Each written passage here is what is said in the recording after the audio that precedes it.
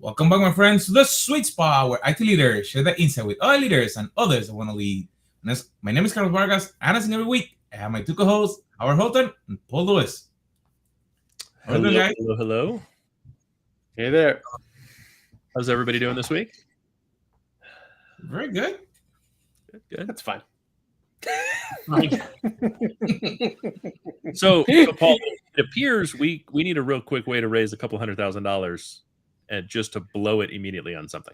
Is that correct? Yeah. Yes. Yes. I'm looking forward to my retirement package that will. Now, imagine the family of four cost $500,000 to do a Disney World tour.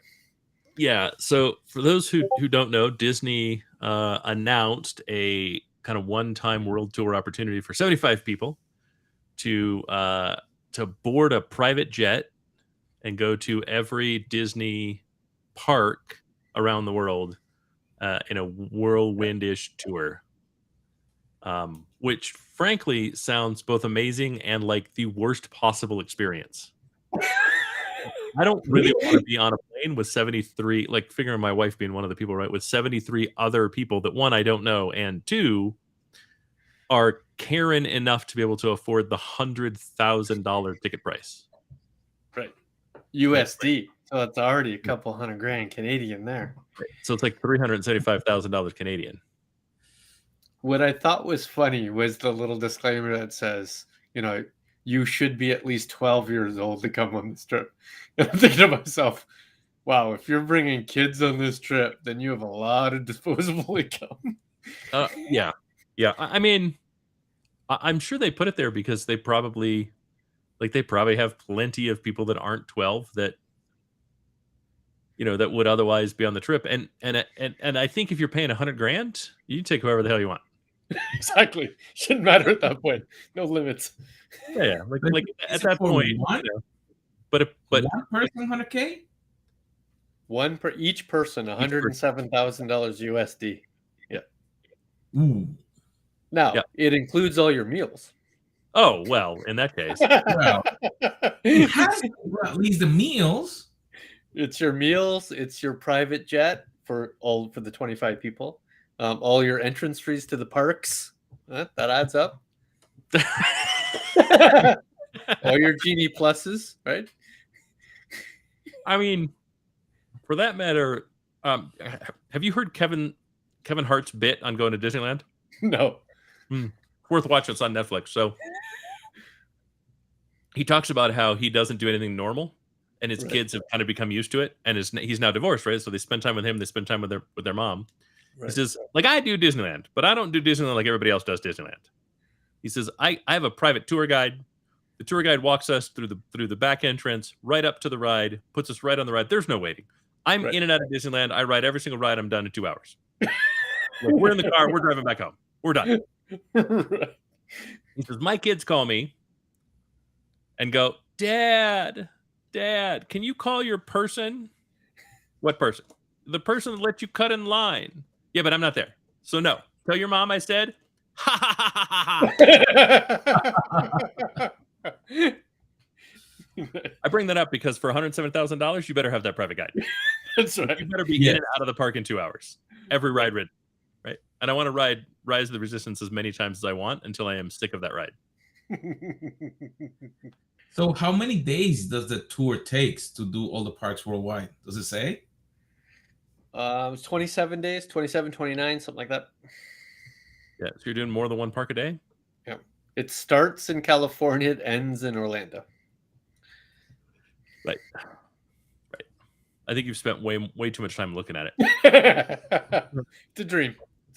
I can have dreams. It's a dream. Yeah. I mean, we all can, right? Yeah. Like, if you were in Silicon Valley, you probably had a dream late last week that your deposits would be good, that your business would stay open, right? That the nightmare would end. Of course, we're talking about Silicon Valley Bank and the failure thereof. Do you believe it was because of their woke policies? Their woke policies? Yeah. No, you didn't know? You haven't heard that? No, I haven't heard that one. Yeah, their woke DEI policies and their investment in Oh no, I don't. Coastal elite considerations. Yeah, no, I don't watch that news channel. I see. I'm sorry. Let me rephrase. I don't watch that news channel. Any news channel that has to argue in front of the court that no reasonable person would take what they say as truth is not news. They are news. Got it. That's right. Air quotes. Not fake, just news. Just news. For entertainment purposes only was the argument they made in front of the court. Right. At least the opinion side. Yeah.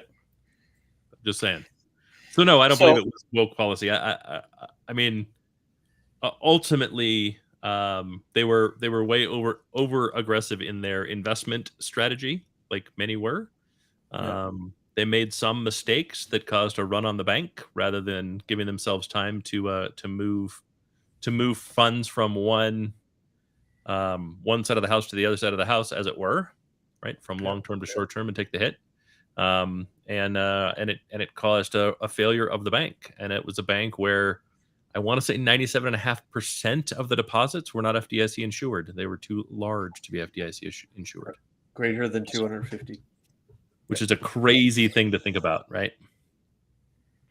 Because there's not a lot of banks that can say that, right? There's I don't know of another single bank that can say that.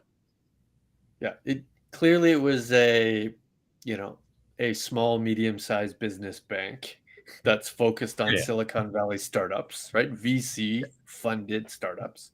Yeah, 1,000. So these are Y Combinator. Yeah. Or 1,000 startups. Small-ish organizations that did all of their banking in this particular institution. Yep. And if this particular institution didn't survive, then it was going to negatively affect, their ability to make payroll. Those are all things that are concerned. But I think we should walk through the what happened, because you mentioned a couple, three things there, but I think the progress is interesting to talk about. Right. So if I were to describe what happened, I would say previous administration changed sort of the regulatory boundary of these size organizations, not this particular organization, but smaller than biggest of the big organization, to worry less about sort of stress testing of their.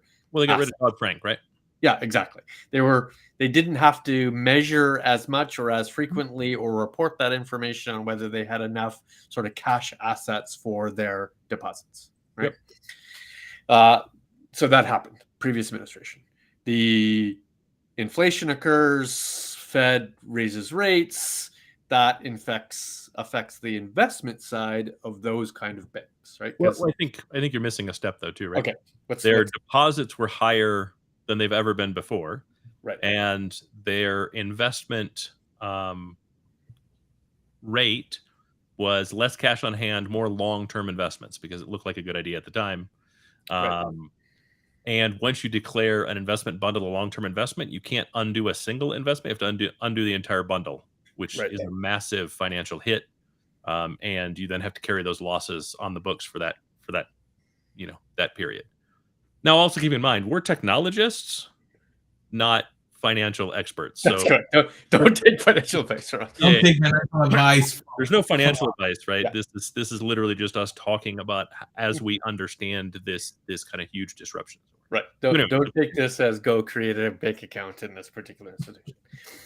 And then lots of things happen. So Fed raises rates for reasonable inflationary reasons. And because of that, some of the lending side of the clients of SVB were getting some cash crunch, right? They had to use more of their cash rather than more of their lending. But at the same time, the investment side of the bank that had long-term investments like MBS, mortgage-backed security investments, were underwater. So they were facing a cash crunch in the bank. The individual clients were facing a cash crunch because they couldn't afford the lending that they had. So they had to use more of their cash. In order for SVB to true up their funds, they needed to sell some of their stock, right? They needed to create more investment for themselves. All those three things happened at the same time. Right? Well, and they needed to convert those long-term held assets into short-term held assets so they could be traded. Right. They didn't do that quick enough. They then made an announcement that they were doing that, which caused some panic, right? Which led to a run on the bank, right? A run on the bank is where everybody tries to get out more money than the bank has cash on hand, which is the one thing a bank can't do. You can never give out more money than you have cash on hand. Right. Or, well, what happens? Right? The FDIC comes in and shuts you down. And in parallel, the stock of SVP crashed while there was a run on the bank. So they had both investors crashing and customers crashing at the same time. Yeah. Right. So there's a couple, 3 days there where the government took over the organization and said, oh, we better, assess what's happening here. And there's a couple choices, right? The choice could have been everybody fails, right? Bank fails, clients fail, investors fail, shareholders fail, or okay. I don't think that's it was an option. Well, anybody under 250K was screwed. Anybody over 250K was screwed. Yeah, so you're screwed, but you're not screwed. Okay, so everybody, that 97% only gets 250K. The other 2.5% or whatever it was, they get all their money because they had under 250K. Okay, cool. So 2.5% are made whole. We can move on from there. Regardless, that's the FDIC insurance pays that. Right. So everybody else can get 250, and then that's it. Right. However, they're all debtors. They all hold debt in the bank. As the assets are sold, they're then made whole to some percentage. Right. They're not that money doesn't just completely go away, right? They're made whole to some percentage. That's how that always works. There's no bailout. There's no tax dollars. The FDIC comes in and takes over the bank and then sells off the assets to raise capital and then attempt to make the depositors whole to whatever percentage that looks like. Yeah, but that takes time. Happens in a bankruptcy. That takes time theoretically. Yes. Right? And in the meantime, payroll has to be made, right? Because these are small organizations with people who work there, right? Yeah, you're able to make maybe the first 250K where the payroll and nothing else. Right. And let's hope you don't have like outstanding checks that are written or deposits that you're trying to make that there's no longer an account. Like anything involving cash flow is effectively stopped. Right. All of the bad, and there's no good in stopping cash flow. Right. Yeah. The executives of the organization walked out. Government takes over. Right. That's kind of the process here. Doors are locked. Right. Yep. So option one was everybody was screwed. Option two is FDIC says, you know what, we're going to treat this like a human problem, not a sort of corporate problem. And yes, the shareholders, bondholders, investors of the bank won't get any resolve, right? They won't get any relief, but the debtors, the creditors certainly will in that organization. Yes.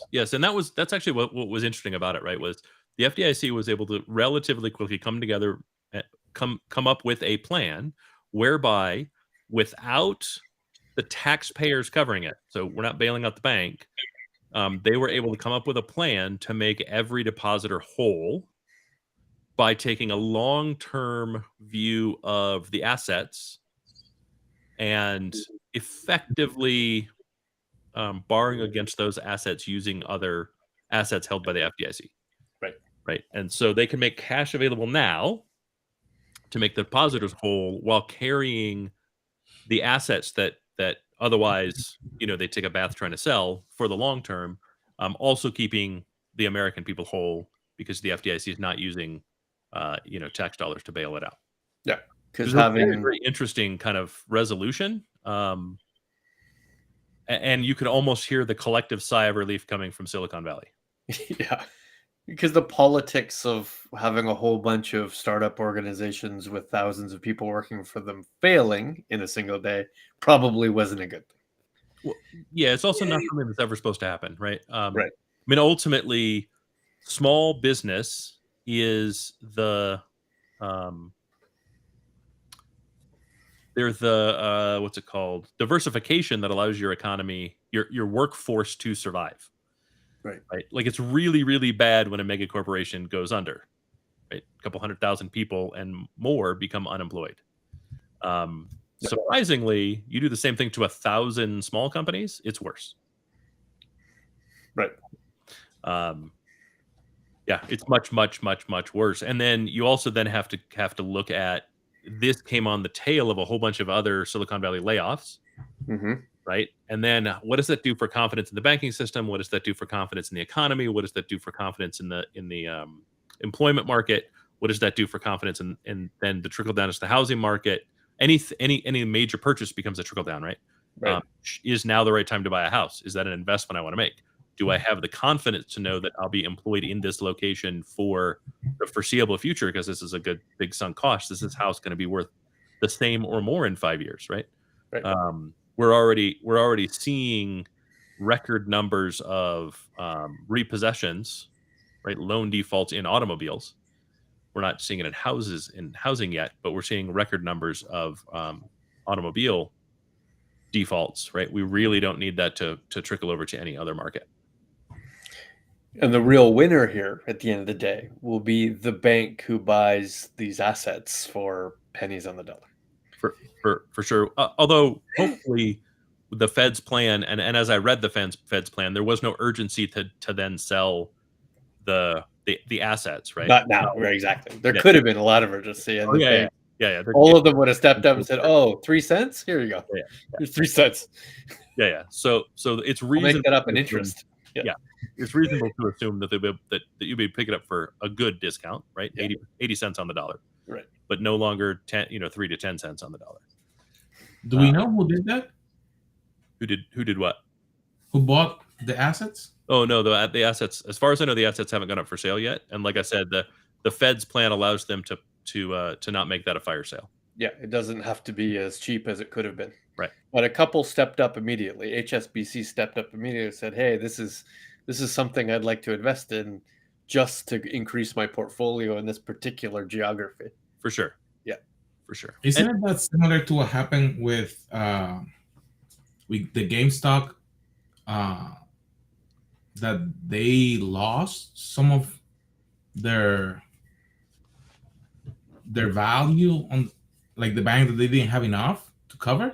So GameStop is a really interesting story for those that followed it. If effectively they were being wholesale shorted, their stock was being wholesale shorted, which of course on purpose. Yes. There are groups that's what they do. They find a company that's financially weak. They short the stock, and they buy every option to short the stock. They hold those options, which of course makes everybody, that sold that option motivated to maintain it. The point of which is to drive the stock value down so low that it gets delisted, which effectively turns the thing into no value, giving them the ability to then sell it for parts. Right. What happened in that, and that's been done. Corporate raiders have been doing that for decades. Right. What happened in that case was Wall Street Bets. Some people on the Reddit subreddit Wall Street Bets found out about it and said, "Hey, this is happening. Let's see if we can fuck with them." That's literally what it was. No one expected to make progress. And if you look at historically, Wall Street Bets does this all the time, and they always lose money. And that's actually their goal. Their goal is to mess with the system. Right. In this case, however, it was GameStop, and GameStop hits a particular group of generations in a real positive way, myself included. Right. It actually is. It's a company that has nostalgic meaning for people. I have no interest in the corporation. I don't think it's been well run for decades. At the same time, I don't really want corporate raiders to be able to tear a piece apart of GameStop. Right. And so what happened instead was millions of people got involved and bought what they could, and it didn't matter what they bought. The stock was pretty cheap, and they just held it. Yep. Right. Driving up the price. Yeah, it started with hundreds, then it was thousands, right? Then it was tens of thousands, and about that point, the stock didn't continue to drop. It leveled and then started to rise because there's a whole bunch more trading volume. Yep. At that point, everybody got involved, and the stock went from something like $5 a share to $160 a share to $250 a share to, I want to say it topped out in the $4s. Before, of course, there's nothing has changed to equal that value. So it started to tumble again, but not to the point where the people holding the options weren't losing an absolute fortune every week. Right. And at that point, their sunk cost is so high, they kind of have to stick with it until they run out of money, right? Until it doesn't look like it's going to tumble down to being worth $1.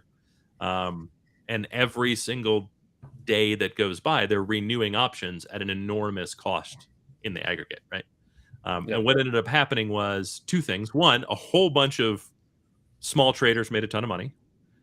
Two, GameStop was saved. Still, you run into the ground by the same people that were running it into the ground before. Its own fundamentals. Correct. And three, a bunch of corporate raiders got smashed hard, right? I mean, that was a multi-billion-dollar mistake on their part. The same exact thing immediately happened with AMC,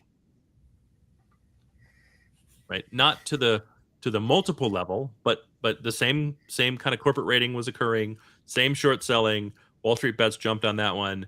That didn't have the 100x or 50x multiplier that GameStop did. It had more of like a 10x.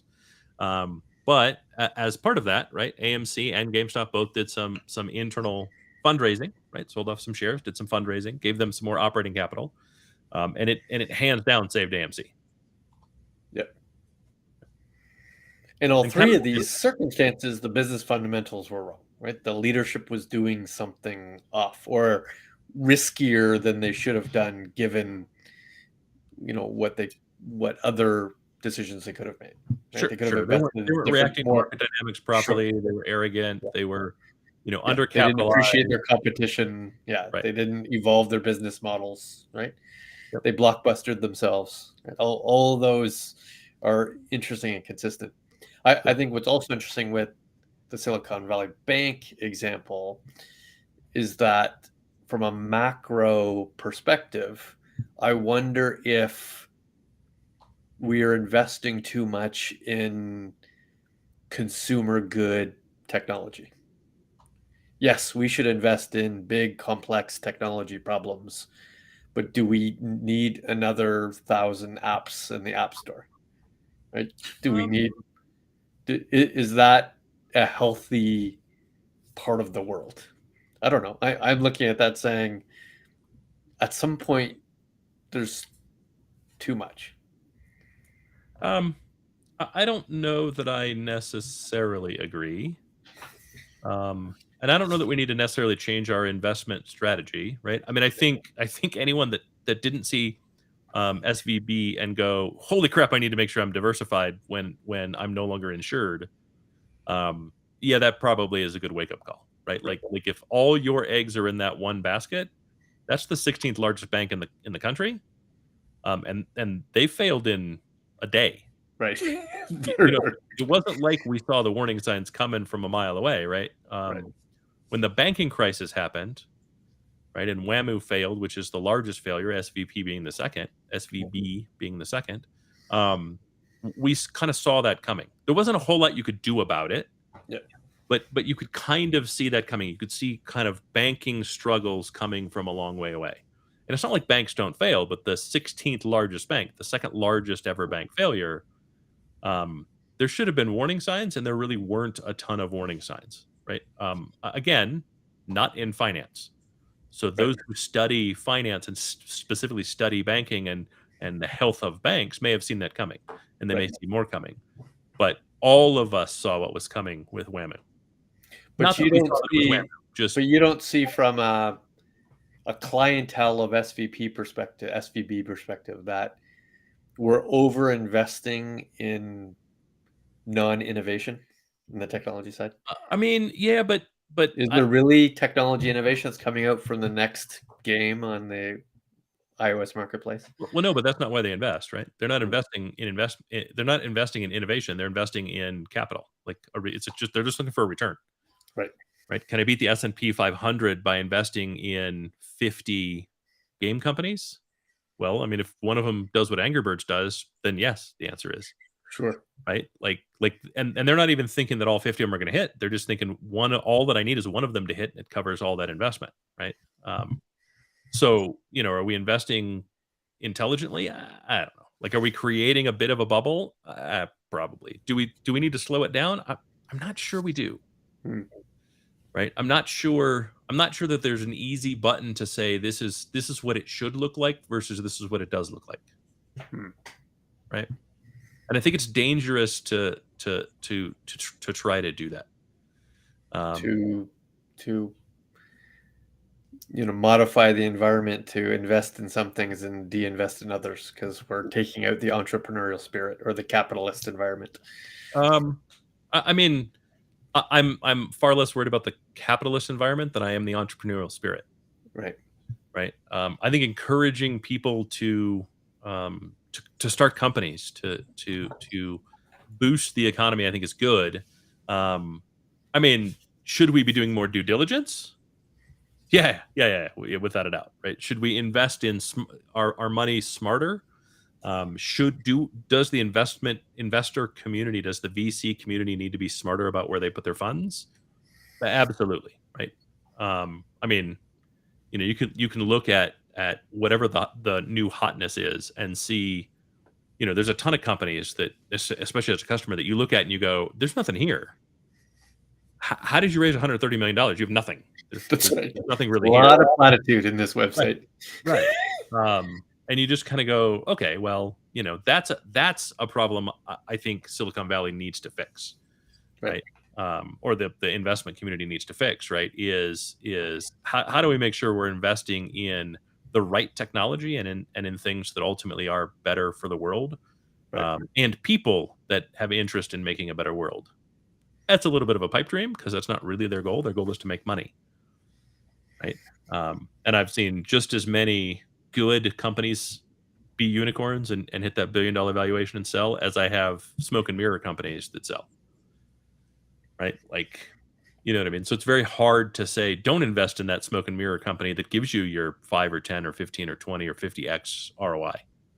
Right. Right. Because that's not a good indicator that you're not going to get your money back. I'm just less enthusiastic about potentially 1,000 small tech organizations that aren't contributing any new innovative value to the marketplace of ideas. They're just clones of GPT, right? They're just clones of blockchain. They're just implementations without a purpose.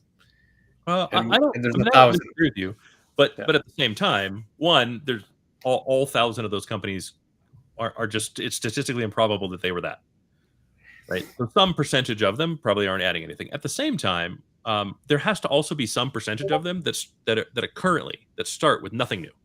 They just don't have anything new to offer, and yet as part of their fundraising, as part of their kind of evolution as organizations, have the potential to create something new or acquire something new as part of that journey.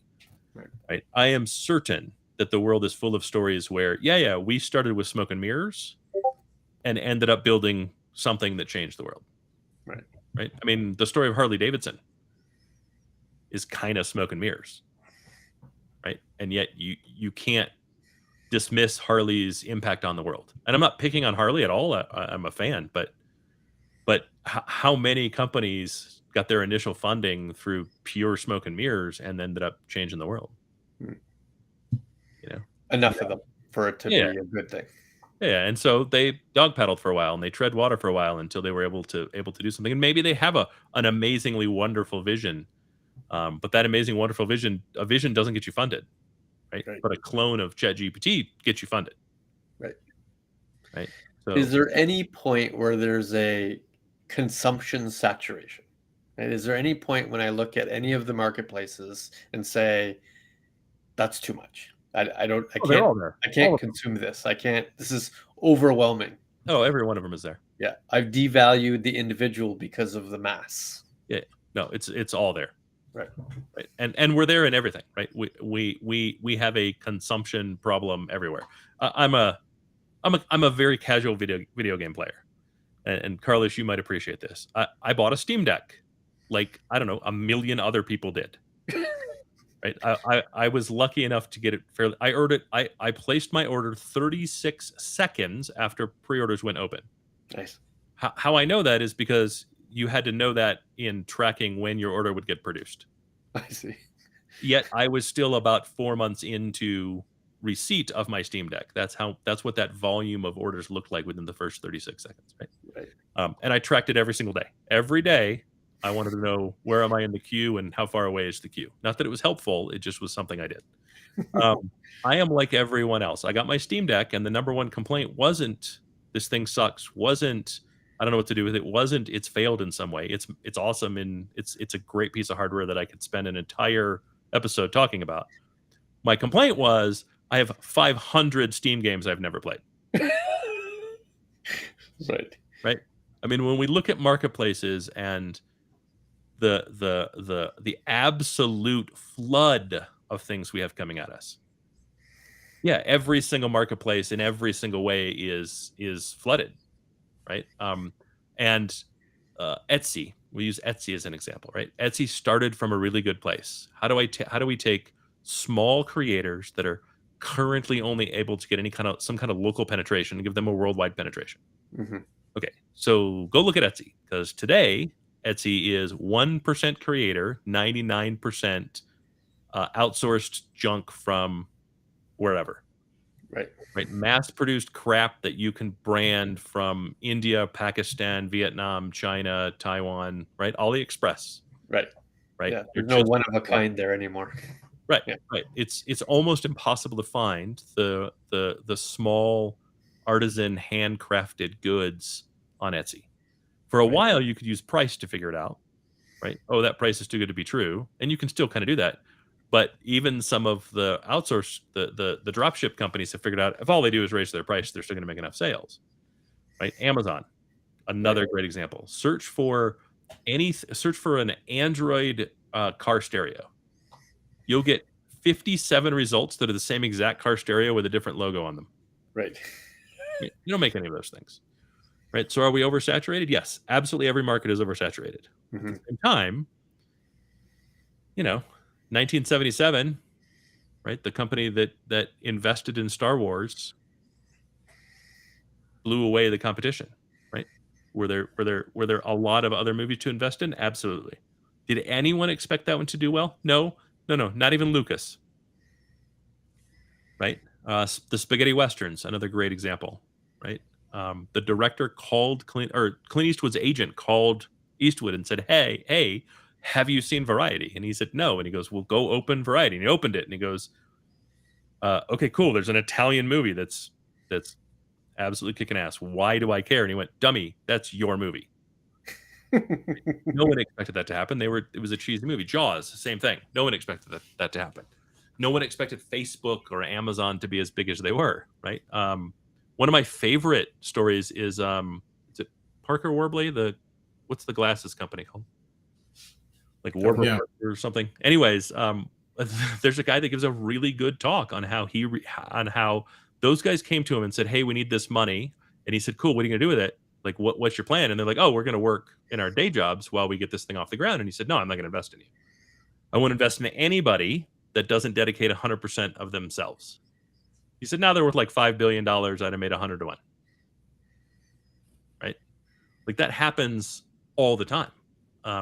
And you kind of have to invest in 100 to hope that one's going to hit, or 1,000 to hope that one's going to hit. And I'm just concerned that if we say we need to be a whole lot more conservative because the marketplace is buried, that we're going to miss out on those things that truly are innovative, those things that truly are useful. It's much more difficult to find the needle in a haystack when there's hundreds of haystacks. It's hard to find the needle early. Right. It's much easier to find the needle when it's no longer the needle. Right? Like if you weren't an early adopter of Amazon, yeah, you could have totally missed it. You could have just gone to Barnes and Noble or your local bookstore forever, and then one day all of a sudden you're hit by that big smile logo, and you can't miss it. Facebook, same thing, right? Like that. But again, that happens all the time.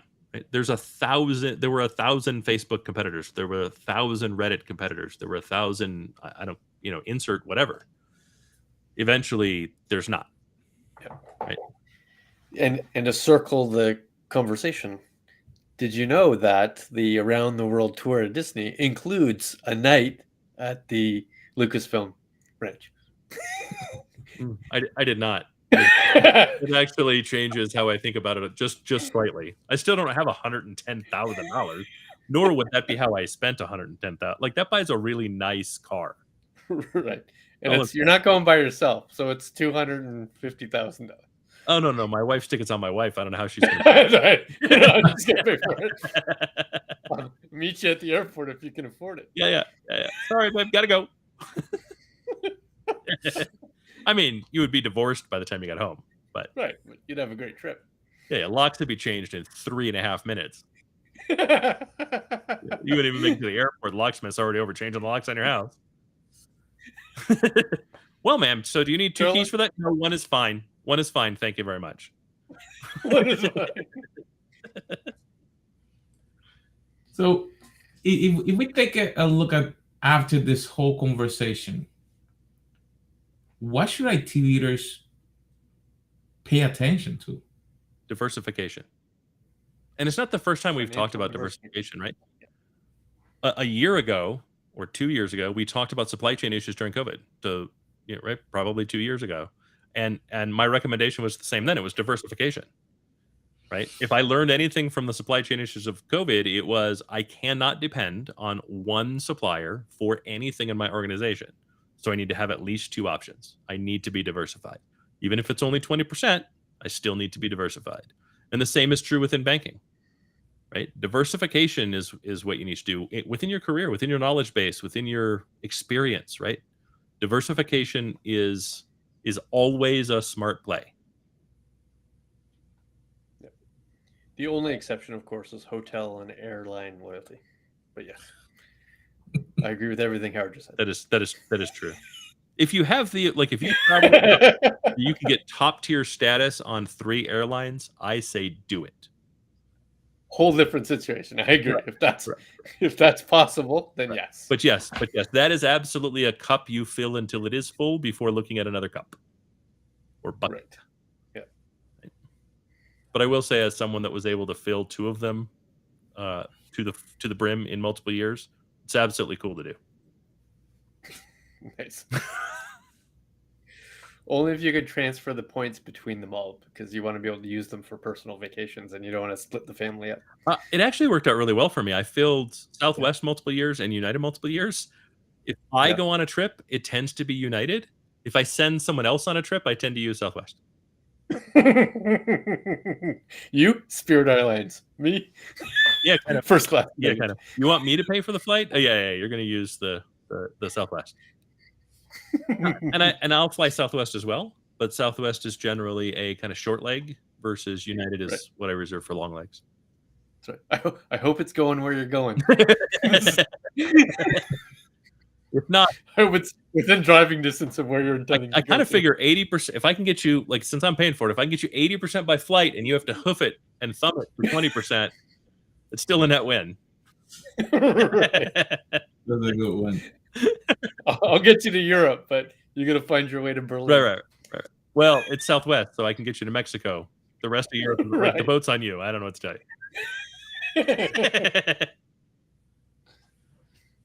That's a good one. Well, that was a good chat. Understanding that as leaders, we need to understand the diversification so we can be ready in case something happens is actually always a good idea. My friends, make sure that you share, you subscribe, and we'll see you on our next episode.